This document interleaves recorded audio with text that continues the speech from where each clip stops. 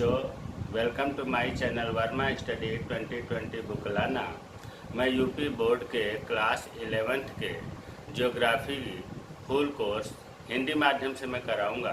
यदि आप full course करना चाहते हैं तो मेरे चैनल को सब्सक्राइब कीजिए और बेल आइकन को प्रेस करना न भूलें, ताकि जो भी वीडियो मैं अपलोड करूं उसका नोटिफिकेशन आपको सबसे पहले मिल सके। प्यारे बच्चों, आज जो है ज्योग्राफी के कुछ बारे में बता दूं। इसमें दो किताब है। एक किताब का नाम है भौतिक भूगोल के मूल सिद्धांत और दूसरे किताब का नाम है भारत भौतिक पर्यावरण। हमने दो किताब का नाम बताया, एक बताया भौतिक भूगोल के मूल सिद्धांत और दूसरे किताब का नाम बताया भारत भौतिक पर्यावरण। सबसे पहले हम लोग पढ़ेंगे भौतिक भूगोल के मूल सिद्धांत। प्यारे बच्चों, भौतिक भूगोल के मूल सिद्धांत में आज पहला चैप्टर होगा। पहला चैप्टर का पार्ट 1 अर्थात वीडियो आज पहला होगा, लेक्चर 1 होगा। तो आज इसमें हम लोग पढ़ेंगे। पहले चैप्टर का नाम है भूगोल एक विषय के रूप में। प्यारे बच्चों, भूगोल एक विषय के रूप में चैप्टर 1 का नाम है, अर्थात भूगोल के बारे में हम लोग स्टार्ट करेंगे। तो देखिए, सबसे पहले चार्ट में हमने पहले इसलिए नहीं लिखा कि समझ में नहीं आएगा। भूगोल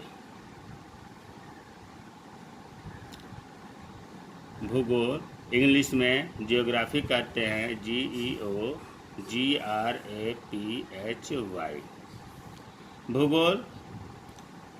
भूगोल जो है ग्रीक भाषा, ग्रीक को ही यूनानी भी कहते हैं। यूनानी भाषा के दो शब्दों से मिलकर बना है। एक शब्द है जियो और दूसरा है ग्राफो, GRAPHOS। जियोग्राफी शब्द दो शब्दों से मिलकर बना है, यूनानी के दो शब्दों से, जियो और ग्राफो। जियो का अर्थ होता है पृथ्वी और ग्राफोज का अर्थ होता है वर्णन करना।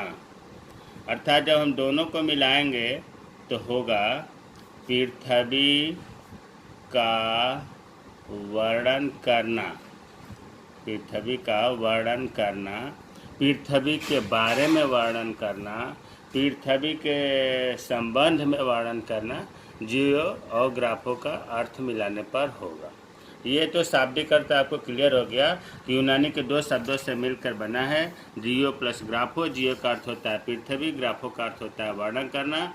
अर्थात जियोग्राफी का अर्थ हुआ पृथ्वी का वर्णन करना, पृथ्वी के बारे में वर्णन करना, पृथ्वी के संबंध में वर्णन करना। अब आगे आते हैं।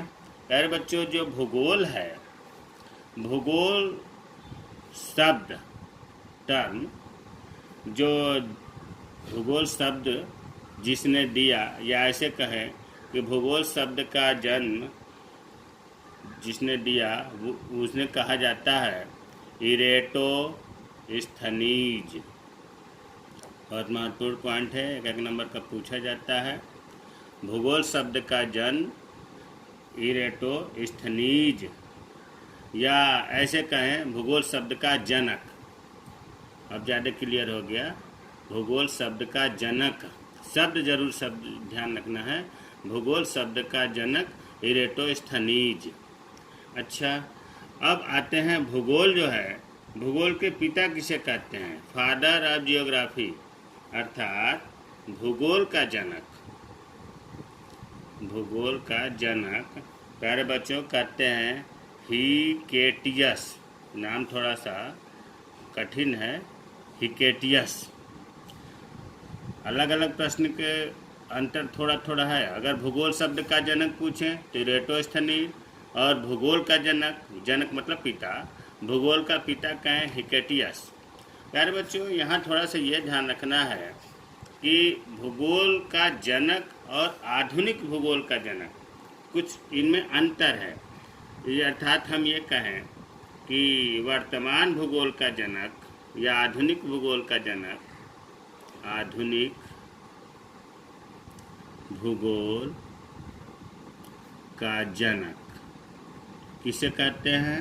ये हैं, इनका भी नाम अलेक्जेंडर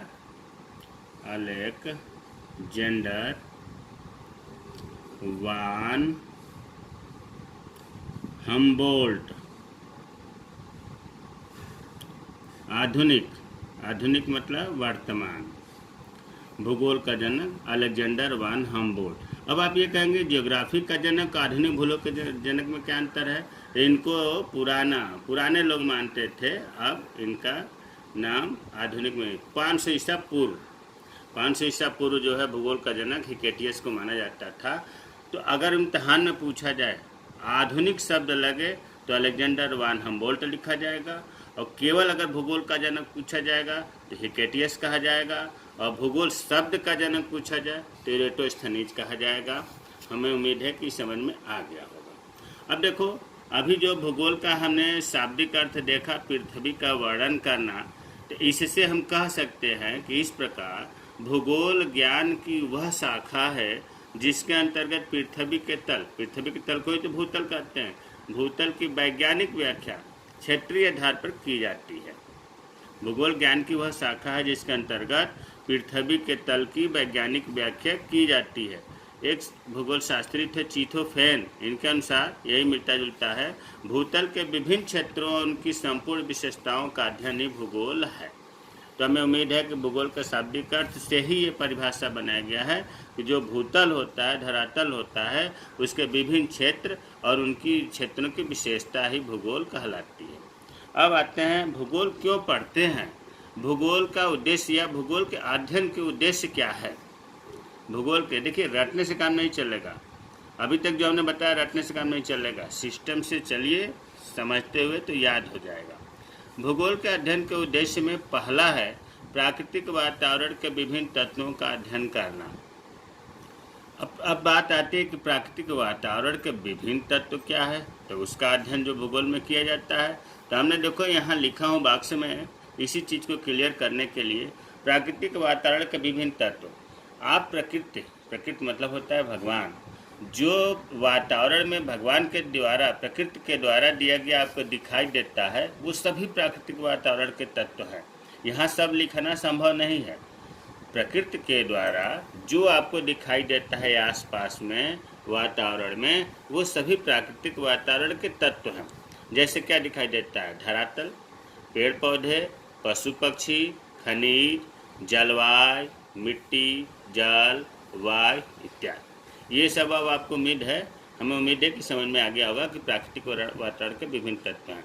तो भूगोल का जो कार्य है, भूगोल का अध्ययन का उद्देश्य है प्राकृतिक वातावरण के विभिन्न तत्वों का, मतलब इनके बारे में, पेड़ पौधे के बारे में, पशु पक्षी के बारे में, जल के बारे में, हवा के बारे में, मिट्टी के बारे में, जलवायु के बारे में अध्ययन करना है। दूसरा है प्राकृतिक वातावरण के विभिन्न तत्वों का मानवीय क्रियाओं पर प्रभाव का अध्ययन करना।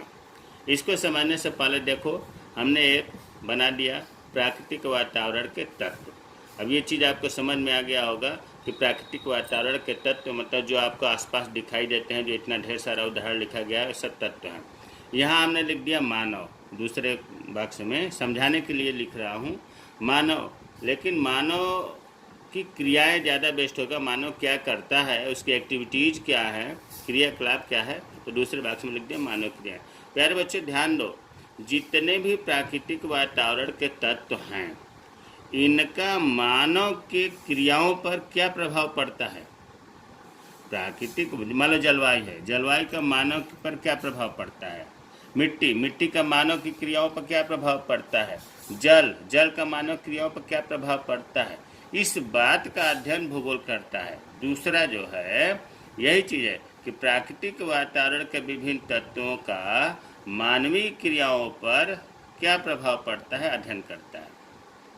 पहला कितना आसान था, विभिन्न तत्वों का अध्ययन करना। दूसरा चित्र से आपको आसानी से याद हो गया।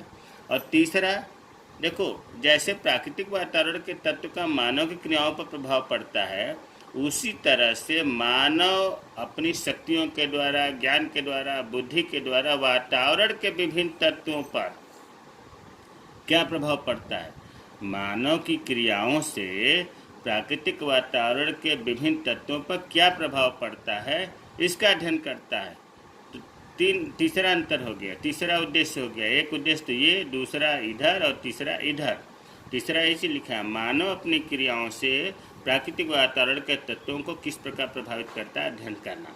चौथा, प्राकृतिक संसाधनों के उपयोग का अध्ययन करना। देखिए चौथा, पाँचवा, छठा, इस यहाँ से आपका अभी तीनों ही चीज़ याद हो जाएगा। संसाधन दो प्रकार के होते हैं। पहले तो संसाधन, रिसोर्सेस क्या है। देखिए जो भी आपको मानव के द्वारा या प्रकृति के द्वारा अगल बगल दिखाई देता है, उसके उपयोग अगर करते हैं, मानव अपने जीवन में उपयोग करता है, तो संसाधन है। ये दो तरह का होता है, प्राकृतिक संसाधन और मानवीय संसाधन। प्राकृतिक संसाधन वे संसाधन कहलाते हैं जो प्रकृति के द्वारा फ्री में दिया गया है, निःशुल्क दिया गया है, और उसे मानव अपने जीवन में उपयोग करता है। ध्यान दो, मान लो कि कोयला है, प्रकृति के द्वारा फ्री में दिया गया है, तो प्राकृतिक संसाधन होगा नहीं।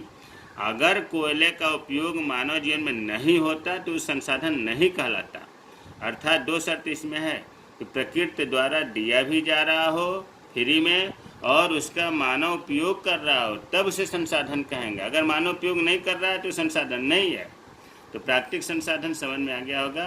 प्राकृतिक संसाधन उन संसाधनों को कहते हैं जो प्रकृति द्वारा निःशुल्क प्रदान किए जाते हैं और मनुष्य के लिए उपयोगी होते हैं।